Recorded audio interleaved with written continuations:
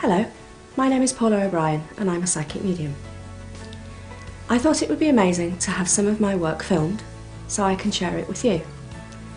After doing so many shows and hearing how much everyone likes to see and hear the messages for everyone else, I thought it would be lovely to have some of the more intimate messages filmed so that we could share it with you. They're much more in depth and I think you'll enjoy watching them. Snuggle down, make a cup of tea and let's begin. I do feel very emotional with the person that has just come through. All morning I have been getting ready and it's not unusual for me to get visitors during this process, except when I'm in the shower, that's not allowed. And I keep hearing the name William the whole time. William, William, William.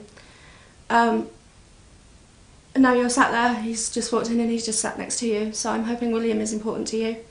He says he is. He says he's the love of your life, so we're going to go with him on that one. Except he doesn't want to be called William, because he says that's his Sunday name. So I either have to call him Will or Wool. Did he get called Wooly? I'm sorry I'm pronouncing it wrong, he's laughing at my silly accent. Okay. Are you okay? Okay. Fabulous.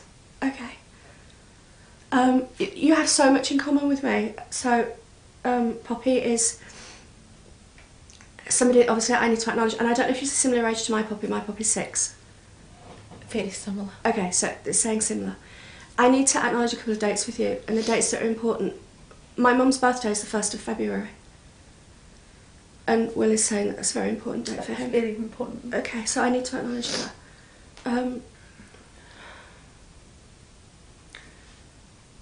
It was such a shock when he passed. Nobody was prepared for it. He keeps saying he's sorry. I hope that makes sense to you. Totally makes sense to me. He's so nervous. I don't know if this is the first time that he's been through to see you, to talk to you. It is. Because he says this is the first, and now all of a sudden for a man that could speak for Scotland, he's tongue-tied and like all stuttering. Who sings? He loves singing. Yep. But there's somebody sings for him here. Somebody's singing for him. And I don't know if somebody sang a song for him and said this is for you. But I need to acknowledge that he loved that. It was amazing. And she has to keep going with it. It's something that she needs to keep going. She doesn't realise how clever she is. And doesn't realise how super talented she is. But her song for him is something that he will treasure forever. He sings.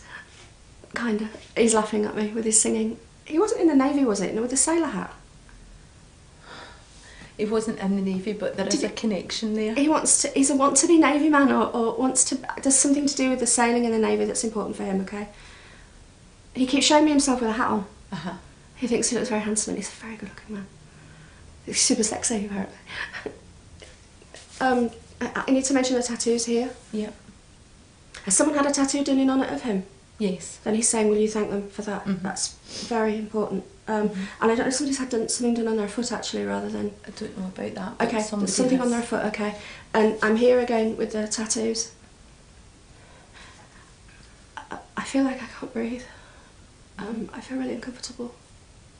It's the way it died. Yeah, okay. It was so quick.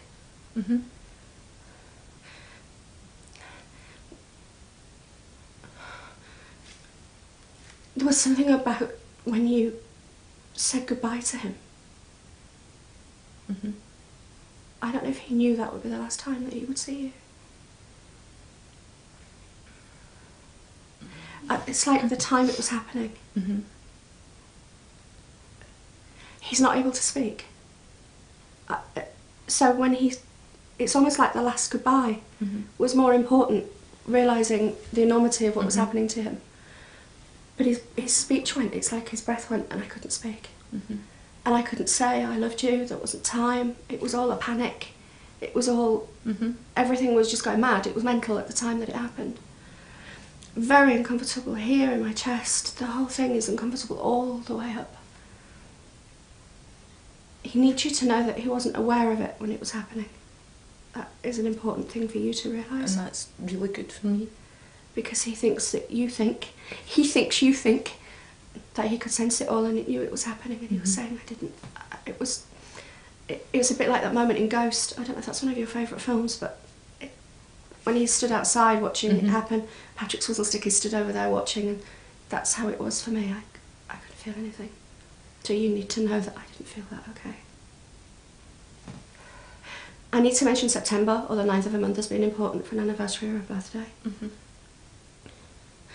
Everybody that's with you has been incredibly supportive, and he's thrilled at that. His biggest worry, his biggest fear was that they would abandon you somehow, and it's okay. No, I'm not crying. You are crying, I can see. I'm not crying with sadness. Happiness. It's a strange feeling, isn't it? When I actually can't control it. No, I think sometimes it's the overwhelming situation that you find yourself in, that he's here, and that I'm telling you things that only I could know, and it concretes what you feel, and it concretes the belief that you have. Do you want to tissue? I know. I'll be all over the place in a minute. It's okay. I think for Will, it's as much a relief for him to let you know that he's watching you. Can I just tell you something about the name? And how nobody would know this, because nobody called him William. That was his Sunday name. Okay. However, my name for him was Will. I'm calling him it all the time. I never and you never did it in and public, work. No. In his working life and his friends, he was known as Willie, but I called him You Will. called him Will. I'm calling him that all the time. It's Will. He knows that. So nobody would know that. He you saved him. You saved him when you met him. His mum said that to me. You created something in him that no one saw. You saw through the barrier that he put up. You saw through Will, a tough guy. You made him real, whole. You made him have a softer side, which he'd always been afraid to show. He was in a lot of pain when he met you. He'd been through the mill and had had some really rough deals with the baggage that he carried around. And he met you, and you were different to anybody that he'd ever met. You blew him away. And it was not long enough. It was a So, Paula, all I can say is everything you have said is true. He's a great guy. He loves his body. Oh, he did. Because it was fabulous. He's actually at some point offered to take his top off, so and I go on to see that. Oh, I don't know so much. It would be quite nice to see. He's actually, I won't show my belly off, but he's actually lifting his top up so I can see his 7-pack. I'm going to blush. Why did you question so many times that he was too good for you? Why would you think that? Should have been the other way around. He used to say that to me. You were too good for him. Imagine that. He used to say, "What are you talking about?" I know. You used to have a low, not like a low self-confidence around him. It was almost like, because he's a very good-looking guy, but you're super stunning, and he used to tell you that. But you're so. Oh, he's actually just called you stupid. I'm so sorry. You're so stupid sometimes that you don't see what I saw in you, what you did for me, and your beauty is not only on the outside, but it glows from within. And he loved that about you. He loved the natural side of you. Your sense of humour is ridiculous. He just loves how much that you used to giggle and make each other laugh, and he loved that part of you. That will come back. How do you know this? Because he sat right there. He's a good guy. He's good at his job. He winks all the time. Like it's just like a little wink. Do you sleep with something of his still?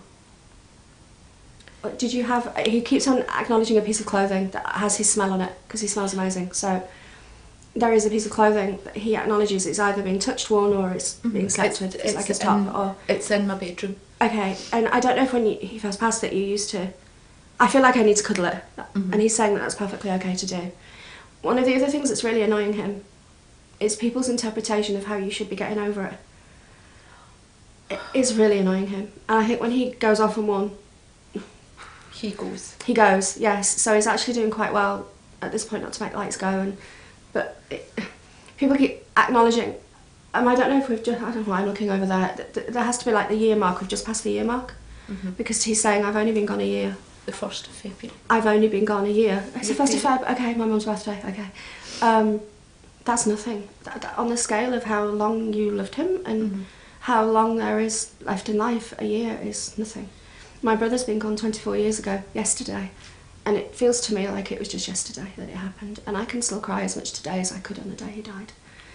There's no time scale for grieving. You never heal. It's like trying to heal a hole the size of the Grand Canyon with Play-Doh. It's impossible. He doesn't want you to think that you need to rush this. This is about adaptation, about adapting your life without Will. At the end of the day, it's an incredible void. His energy, who he was, how he made you feel, the way he was taken. You are not going to suddenly get up one morning and think, oh, well, that's it today. But other people who tell you to do that, they need to go. You need to fill your life full of people that support you, and that may be having to shelve some of the others. There's 3 people that has been shelved.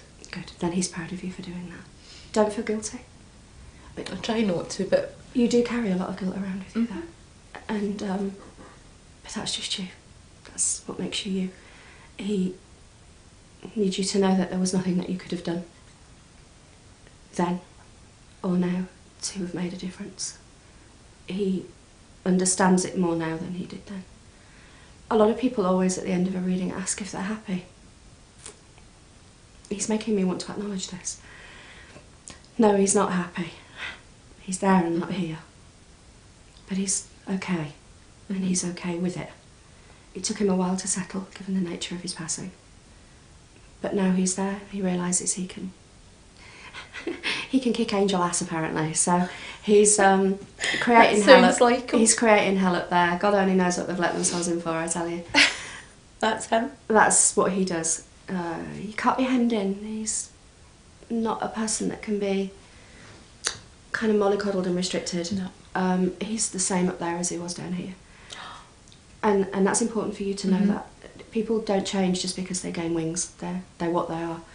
And part of his job, if you will, is to help people across the same way.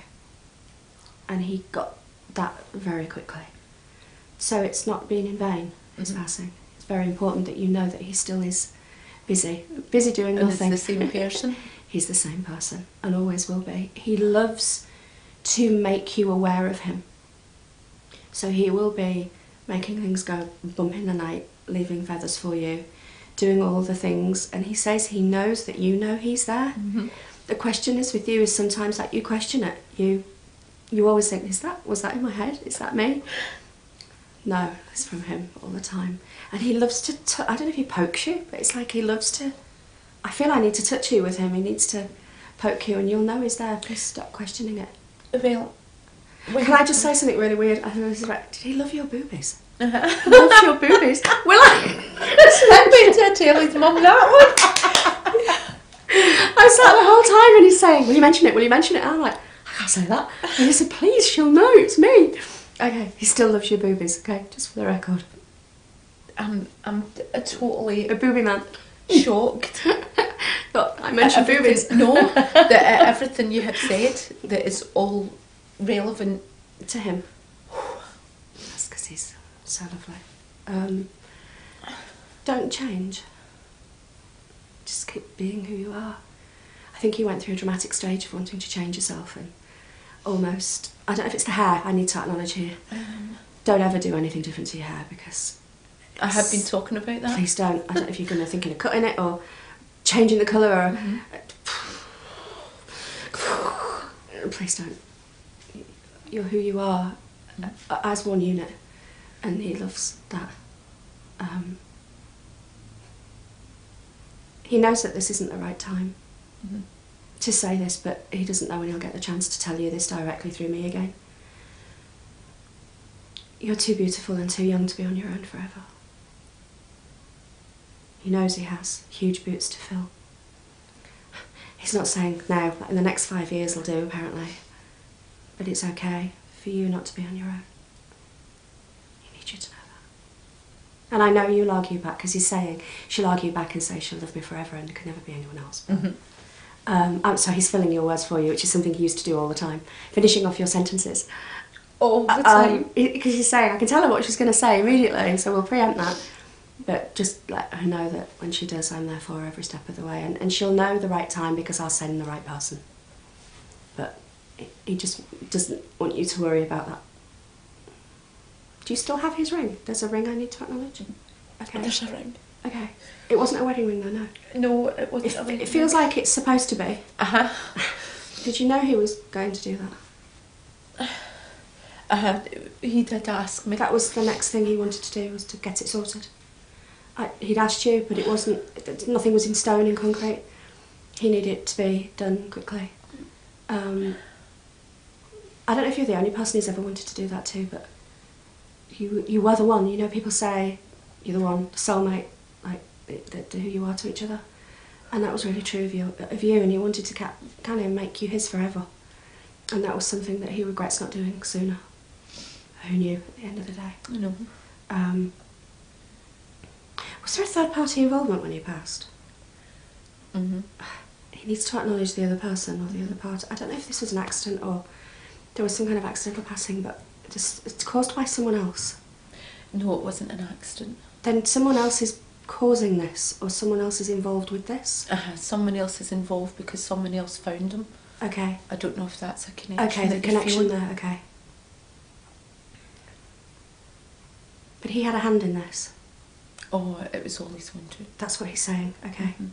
Can I just cover that a little bit more in depth? Is that okay? Of course. When he first came through to me, I actually felt like he'd taken himself across. He did. Okay, I felt like it was suicide, that's what I felt, okay. But I need to expand on that. And he needs you to know that he didn't mean to. So to me it feels like it was accidental. Oh. He'd got so far, and then he couldn't stop it. And he tried to come back. And he'd gone. He's so sorry. People will wonder why he needed to do that. And sometimes life for him was like putting on a Butlins red coat every day. It was too much. And I couldn't do it. I'd been so used to being up there and then being knocked back and going high and going low every day, and the pressures were mounting and people's perceptions of who or what I should be. Never you, ever you. It was the others, and you know who they are. Put so much pressure on him every day. Da-da! He couldn't come out and be the da-da man anymore. That was him. But on the day that he decided, and that's when I said about the last goodbye to you, he knew that that would be the last goodbye. It wasn't making sense at the time because he just didn't come out and say that. It's a series of things he's come out with over this session. What you've said about the last goodbye and he couldn't speak, he didn't actually physically speak to me about it. He wrote me a letter. He couldn't. It's very important that last goodbye and then not being able to speak. Trying to explain how he felt was impossible, and maybe that was part of his problem, that he didn't tell you enough when he was here about the Sending the Clowns as a song. It's very important for me to reiterate to you, and it's about somebody. I think if we analyse the words, it's a very sad song, but everybody's having fun and gay, and the clown comes on with his makeup and he's all happy, and he goes backstage and he takes off his clown makeup, and there's just the empty shell that is Will. And that day it was just, that was it for him. It was just too much. But he didn't mean to. This was an exceptional cry for help that went wrong. And he doesn't want you and his mum to think that he was so weak for being one of the strongest guys I've ever met. It was one of the most strongest things that he could do, but it was his showing his weakness, and it just went, whether he had an allergic reaction or everything just went funny, or it went, because I'm here all the time with this, and I'm like, I do it and then suddenly bump. I don't think he realised how quick it would all happen. In his own words, I didn't really put much thought into it. That was his nature. The way he used diving to do in, things. like That's I didn't him. even put my toe in the water. I'd jump straight in and it would be filled with piranha, and I'd get myself out of it. That would be me. That's exactly what happened that day. That's his nature. And he needs you to forgive him. That is all he wants, forgiveness. I know, because I question it every day. And he to have left you and everybody the way he did makes you feel that you did something wrong. And that was part of the guilt that I was talking about when you said that you feel too guilty. There is nothing that you can have done or known or changed or altered. That's where my guilt comes in, because I think could have done something, could have helped him more, could have... He's so... For a man, I reiterate again, can talk for Scotland, he's so private. He's taken me the best part of this session to actually make him talk about it. And he's done it in bits. He's given me snippets and then he's gone off in tangents and come back to it. Anything that's serious or grown up, he's going to struggle with. Like Peter Pan, he is. Or one of the Lost Boys. He's a Lost Boy. And for him, when he was saying that he helps people across who've done the same thing, he was acknowledging that people who have taken their own lives, he hates even saying the word, because to him that's not how this feels. I have to say that, it feels like an accident.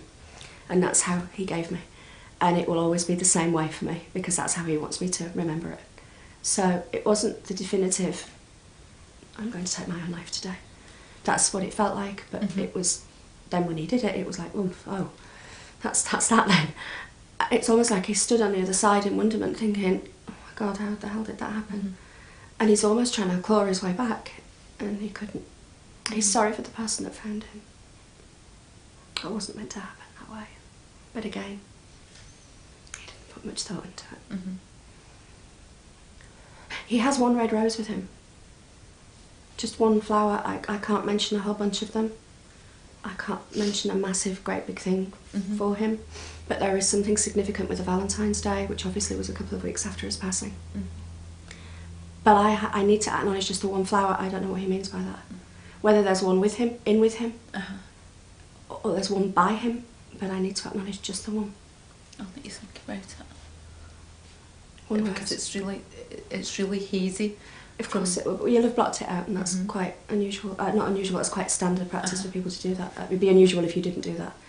But it's the one flower, and I have to give you one flower, not a whole great big group. He's... I do know. Okay.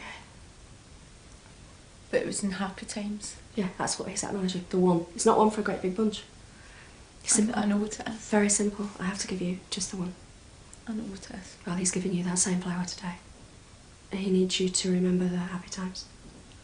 It's difficult because you keep trying to remember the happy times, but they get blotted out by the bad. Maybe after today it might help you realise that there were more happy times then. Oh, definitely. Well, there was more. Definitely, there was more happy times. Which is probably why you're questioning why he did what he did. Please don't question it anymore after today. There is a song that... There are two songs that he acknowledges. I'm going to say I'm not a Robbie Williams fan, I am because I'm going to see him, but Robbie Williams' Angels is very important, and if that plays on the radio, it's kind of coming from him. But for some reason I keep on hearing Somewhere Over the Rainbow, and I don't know why, but that would be the Eva Cassidy version. He keeps playing that To Me Too, and that's two songs that are very significant to me. Maybe it's just his way of saying that there is an emotional song that you'll know is his.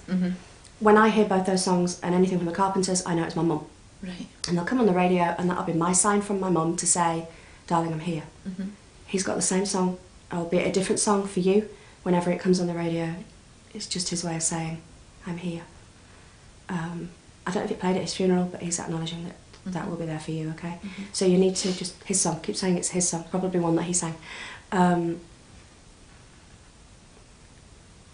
That will be playing very often in the next couple of days, just for you to get used to the fact that he's here with you, okay? Is there anything you'd like to ask? No, I just think, as I say, Paula, I didn't know what I was coming to. I was very open-minded. I'm not a doubter, I'm a believer. And I didn't know what I was coming to. I was excited, I was fear of the unknown. And now I've came here, I feel very enlightened, I feel very... Really? Mm-hmm. That's amazing. That's lovely of you to say, thank you. I'm very, I can go away and think, You know he's with you, and that is what we need. We need you to know that he's with you every day. There's nowhere else he'd sooner be, Jane. because nobody else would know. And that's how special that is. That's what he wanted, and that's why Poppy chose you. What's the Poppy connection to you? Poppy is my niece, Okay. the love of my life, and she's 8. Okay, that makes sense then, because Poppy's, means the world to me, and it meant a lot to Will as well. So He looks after her. Okay, I'll leave you with his love. Thank you. thank you.